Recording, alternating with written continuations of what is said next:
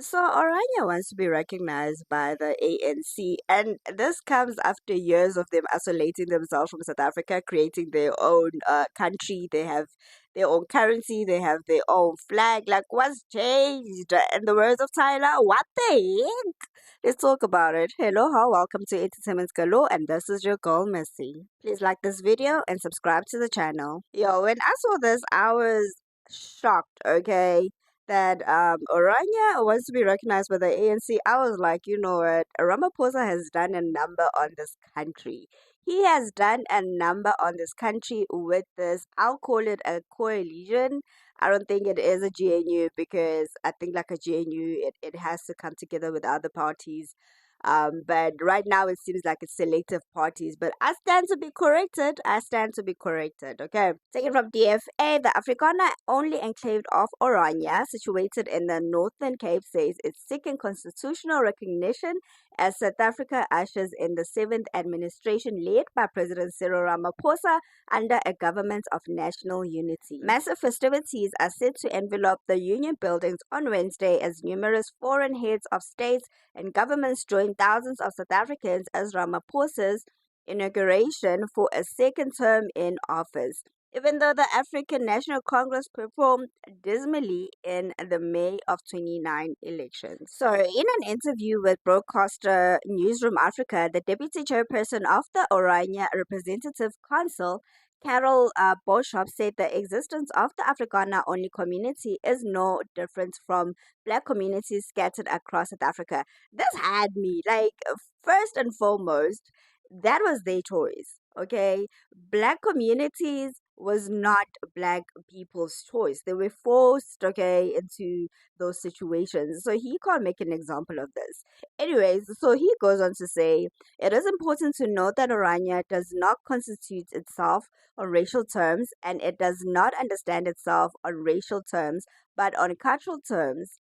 Orania being white is nothing different from thousands of local communities being black exclusively. If you would like to call it that, it is just a matter of people associating. This, I don't think this person even knew what the heck he was saying. Yeah, like, you know, right? Anyways, he continues to say that Orania has no rule or criteria that excludes somebody because of their race. We are operating with the normal framework. The people that joined us are the people that are interested. He stated that South Africa has been exclusionary to the Afrikaner community. So he said also up until now, South Africa has expressed itself in a very contraristic way, a way that has really excluded our people from opportunities from businesses. The whole concept of transformation is a concept of excluding us. Okay, but did they not exclude themselves and then created their own country, which is okay. I think like South Africa was we were like okay with that, you know. Me personally, I was fine with that. It's like Afrikaners just deciding to have their own community. There's nothing wrong with that. If we as black people also wanted to do that, we could have also just came together and did the same thing, you know.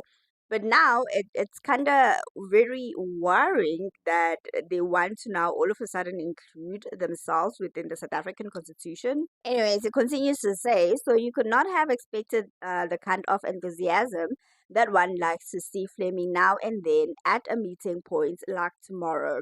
So here he's talking about the presidential inauguration that will be happening tomorrow. He says that we are not in resistance against that, but enthusiasm that really lacks for very reasons within our community. And that's not all, folks, all right? So, interestingly, Boshoff said that Orania community supports ANC provincial chair Dr. Zamani Soul's re-election as Premier of the Northern Cape. So, in his own words, he says, we have had a long-standing relationship with Zamani, which does not mean that either he agrees with our policies or we agree with his. But we have had a long constructive relationship with him. We support his position in Northern Cape, especially as that leads up to the normalization of Orania within the province as well as the country. So Bishop declared in the interview that he is directly related to Hendrix Verwoerd. I don't know Afrikaans, guys. The man often referred to as the architect of apartheid, who was at one point the prime minister of South Africa. Mm-mm-mm. My mother was the daughter of Dr. Farood, yes, said Bishop.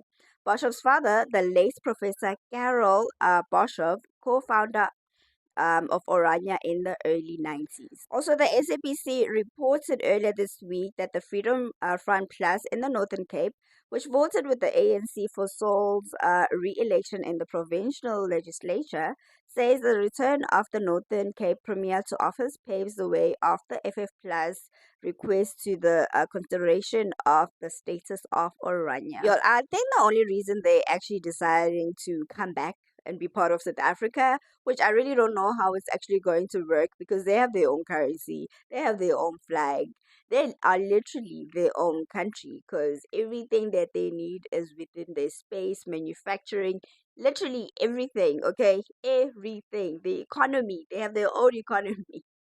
So I don't know how this is gonna work when they decide that they actually want to now be part of South Africa and the only reason why I think they have decided or are saying that they want to be recognized is because of the DA, okay? That's the only reason. The DA co-governing with the ANC.